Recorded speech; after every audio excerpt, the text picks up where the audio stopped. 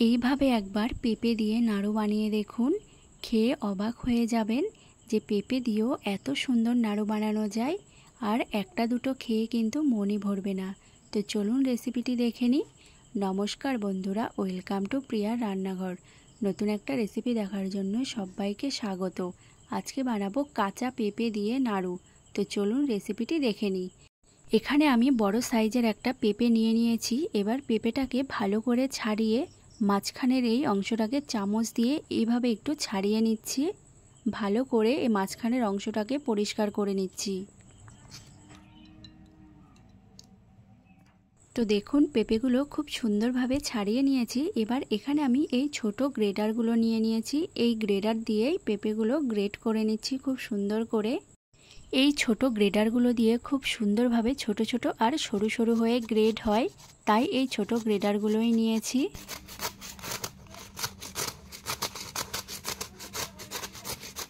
তো দেখুন খুব সুন্দর করে কিন্তু গ্রেড হয়ে গেছে পেঁপেগুলো। এবার একটি বাটিতে জল নিয়ে নিয়েছি। পেঁপেগুলো খুব ভালো করে ধুয়ে নিতে হবে।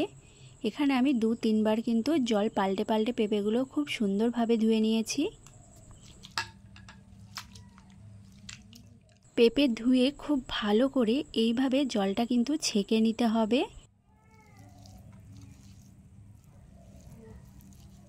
এবার এই পেঁপেগুলো একটু সেদ্ধ করে নিতে হবে, তাই একটি কড়াইয়ের মধ্যে নিয়ে নিয়েছি। এবার দিয়ে দিচ্ছি কিছুটা জল।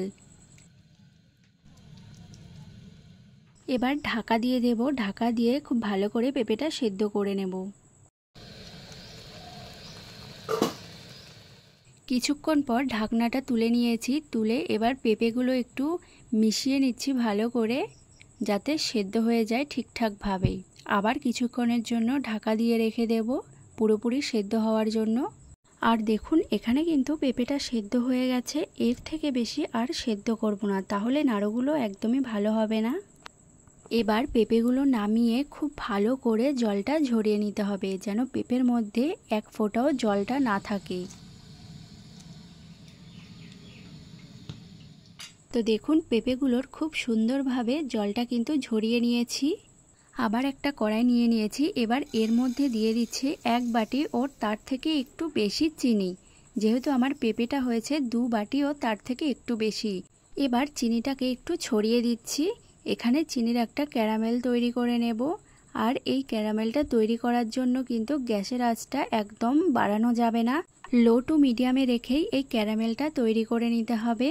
এই ক্যারামেলটা তৈরি করার সময় যদি গ্যাসের আঁচটা বাড়ানো থাকে, তাহলে নিচের দিকে কিন্তু চিনিগুলো পুড়ে যাবে আর খেতেও ভালো লাগবে না নাড়ুগুলো একদম। তো দেখুন এখানে কিন্তু চিনিটা অনেকটা গলে গিয়ে সুন্দর একটা কালার চলে এসছে। আর এখনও কিন্তু কিছুটা চিনি দানা দানা আছে। এবার এর মধ্যে আমি সেদ্ধ করে রাখা পেঁপেগুলো দিয়ে দিচ্ছি।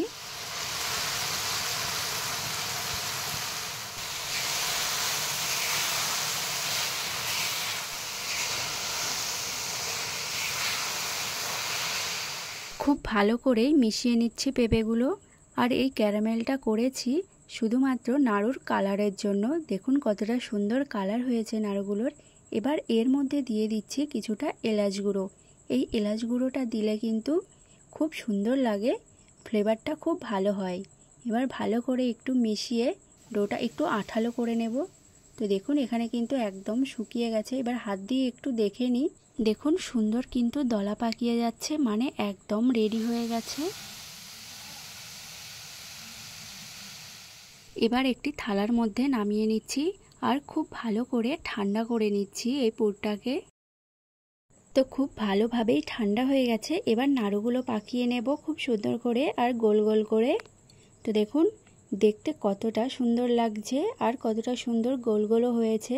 এইভাবেই সবগুলো নাড়ু পাকিয়ে নিচ্ছি।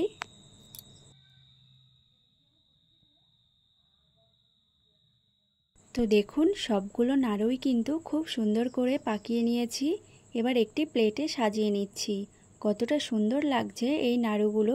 আর এই নাড়ুগুলো দেখতে যেমন সুন্দর, খেতেও কিন্তু খুব ভালো। আর এই নাড়ুগুলো নারকেল নাড়ুর মতো কিন্তু অতটা শক্ত হবে না। ঠান্ডা হয়ে গেলে হালকা শক্ত হবে, কিন্তু অতটাও শক্ত হবে না। কাঁচা পেঁপে দিয়ে যে এত সুন্দর নাড়ু বানানো যায়, না দেখলে বিশ্বাসই করতে পারবেন না। তো এই ভিডিওটি যদি ভালো লেগে থাকে চ্যানেলটি সাবস্ক্রাইব করে দেবেন আর লাইক কমেন্ট শেয়ার করে দেবেন।